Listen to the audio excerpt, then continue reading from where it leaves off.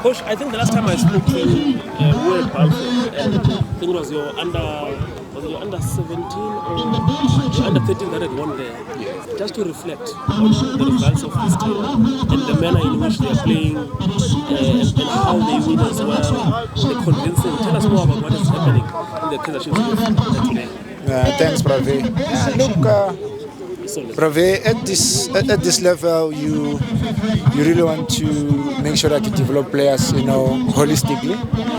Each and every individual in the structure understands his role and responsibilities, So I think we came into this tournament knowing very well the demands and the number of games that we're going to take place, and I think I must give credit to the coaches as well in terms of preparations.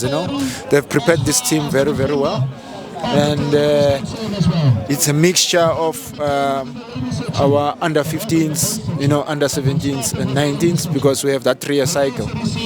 So I think as time goes on, you see where we are heading. You see the direction. It has always been there. When you look at the way we dominated the games that we've played, which was very, very key for us.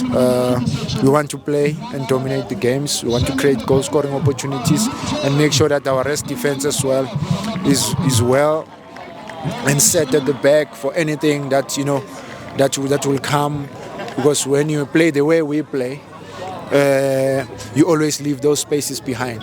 But at the same time, we are also teaching our players to deal with 1v1s at an early age at this level. So I think they responded very well. They did very well, and the coaches as well. The information that they gave to the players was second to none. And as you can see, it's good for everyone. But this is not the ultimate goal for us. The ultimate goal is to promote players. We win when we promote players, but we win such tournaments. It's good for them because it also helps them, in terms of their winning mentality. I think we are proud of the guys, the technical team, and all the support staff as well. It was a very good day for the boys and everyone took part today. In terms of promoting players, I saw some excitement from the Chiefs fans when they see youngsters who've never been with the senior team now under the new technical team, who are even on the. Just for them to be on the plane going overseas, to go and train with the team in the pre-season overseas.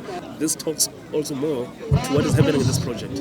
Yes, it has always been a project, and I'm one lucky person that has always been part of this project.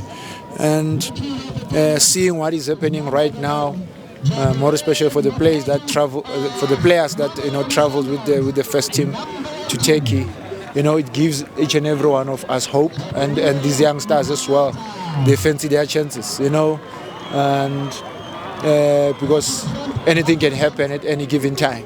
If you focus, you discipline, you show a lot of passion and dedication, you are bound to be rewarded. And I'm just happy. I'm happy for them, and when they come back from Turkey, they would have learned, a thing or two as to whether they'll be first team players in terms of playing regularly. That will be a plus for us. But we also thank the first team technical team, for giving these players the opportunity, because it encourages each and every one of us to do more and do better. I'm sensing a lot of excitement in terms of just whatever is happening within the club. Right now, I see how this team is playing here, what we've just spoken about, and also for me, not just how you won here. It looks like the fresh air that is happening in Nigeria right now has gotten through to everyone. Yes, Brave, we're always looking forward to get things right. It's not an overnight thing. It takes a lot from one. It takes a lot from each and every one of us. The demands and the expectations, at the highest level, and even at this level, are too much. But when we pull together, when we have we share the same vision and we understand what we want to achieve, in terms of the objectives. And there is no doubt about it. We'll get it right at some point. Doesn't matter how long it's going to take, but at the end of the day, like I said earlier on, it's not an overnight thing. It takes a while. As long as we're on the right track and we do things the right way, we'll get it right at some point. Nobody knows this setup, especially the Kaizer Chiefs youth setup, and even to the high performance, to the senior team, better than you. You've been doing this for more than 10 years now. Yeah, this is one thing that I enjoy the most. Like I said, I've been part of this of the project for many years now. So I know where we're heading. I know where we have to, fix. In terms of making sure that we get things right. So, and at some point along the way, you learn the hard way. And for you to learn the hard way, you would have done something right. And it's not because you have failed or you fail. It's simply because there is no easy journey. There are challenges everywhere. So you look back and say, okay, what am I going to do now, and what needs to improve? So you look at things differently, and the aspect of the game, there's so many things that you can try to improve as an individual, let alone that we are surrounded by good people who are workaholic, who are also want to win on their own and improve and be better and add value to the club. So as I said, I think we're on the right track, and we're going to try our level best to make sure that we are synchronized, things are aligned from us, all the way up to the first team. Tell me, Coach, there's this boy Mbuthu. Yeah. Is he Patrick Mbuthu's son? Yes, it's Patrick Mbuthu's son. And you played with Mbuthu? I played with Mbuthu, a very good player. There's no doubt about it. A very good player. He's got a bright future ahead of him. He needs to focus. Like we said, when it comes to discipline, I don't compromise when it comes to that. I always remind them because this is one game that you cannot cheat. You're going to have to do things, and be transparent in everything that you do in order for you to succeed in this game. So we are there. We are always there for them, and we'll give our utmost best and avail ourselves just to make sure that they don't fail. But as you know, it's not an easy task. It takes a lot from us. But at the end of the day, we are assigned to do this, and I think we are capable of making sure that things get better and better, and we succeed. What is his specialty? Look, at this level, it's focus and discipline. If you specialize on focusing on finer, or the details, and let me tell you, you're always going to get it right. Because sometimes as coaches, we look at things broadly rather than look at things in details. So this individual is good at doing this, so let's focus on this. For an example, today when we in our games, if you look at how we balanced our play, we had players who were running with the ball. So those players who were running with the ball, we had a way of supporting them. And the players that will pinpoint the runners, we also had a way of supporting them, just to make sure that they don't give the ball away cheaply. And when you lose the ball as well, because you're bound to lose the ball, because football is a game of mistakes. But how do we counter press? In which areas we counter press? In which areas we let them lose because we are setting, pressing traps. I'm talking about the oppositions now. So I think it worked very well in terms of the players.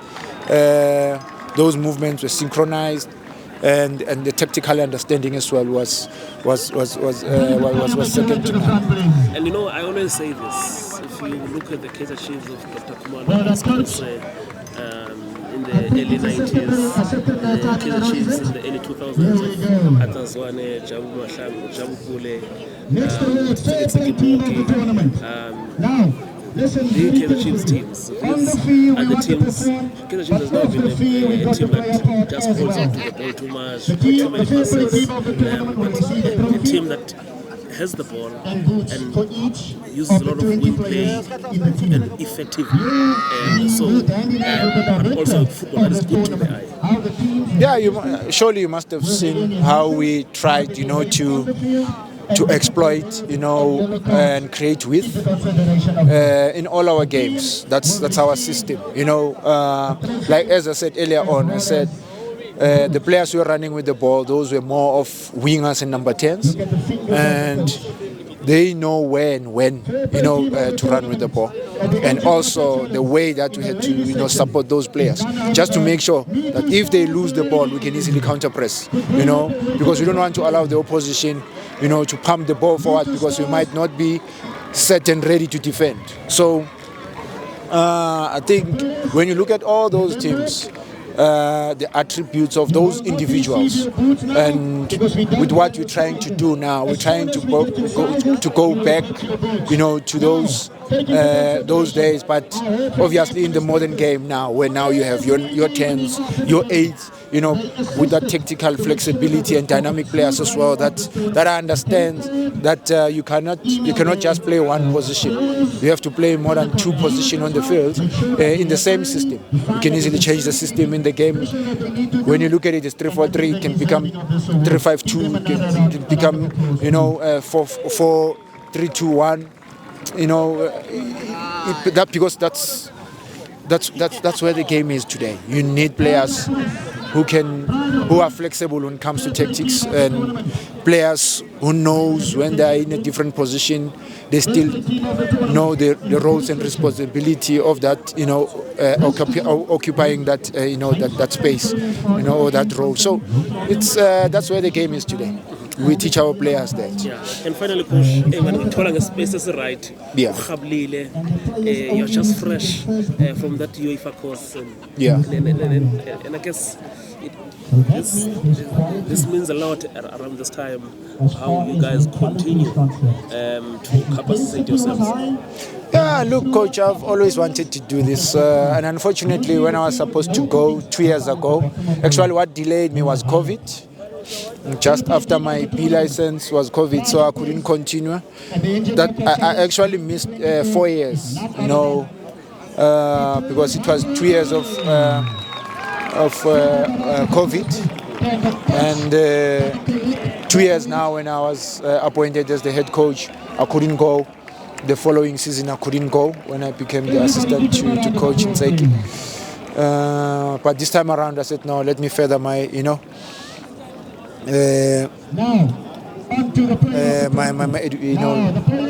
just to get more information about the game, further my studies, and I would have been maybe this season doing my pro, but everything happened for a reason, I'm gonna keep pushing, because we need this information. We need to share this information with our players. We need to share this information with many other coaches, because as South Africans, we want the game to grow. We want the game to be at the same level as where other countries are in Europe.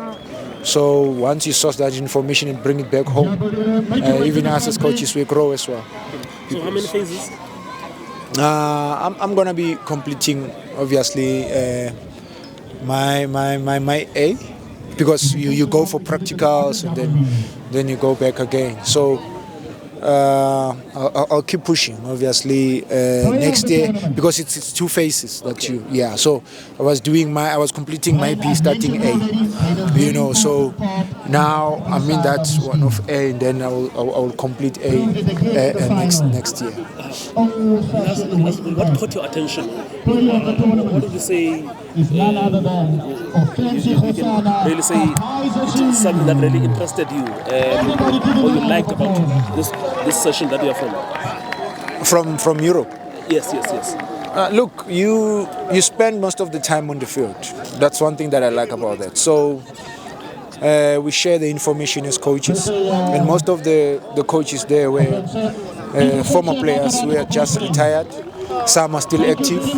So players that playing for Leeds United, some Newcastle United, some playing in the first division, the Championship League, ne? Yes. Yeah, who are playing in the Championships League. So you are with the people who are active, who are still raw, who wants to learn more about the game, who will bring more, relevant information to the course, and we share a lot of expertise in that course, and I'm obviously looking forward to further, like I said, to further my education and meet and interact with those coaches and learn more from them, and they also learned a thing or two from me, and yeah. Having those people around you, you only realize when you're there that the game is very, very broad, and you still have a long way, to go. And I've learned a lot from it, and I'm still we're interacting even now with those guys, most of them, because we are still in the course, and it's demanding. Who are some of the players, notable ones that you can mention in your class? I'm very bad, with names. Very bad with names. Yeah. But players from just leagues around. Yeah, leagues around. Some from Spain, some from who are based in Dubai. All over Europe. Some are playing currently in Scotland, in Ireland. Professional football there. In the professional league. So yeah, it was good.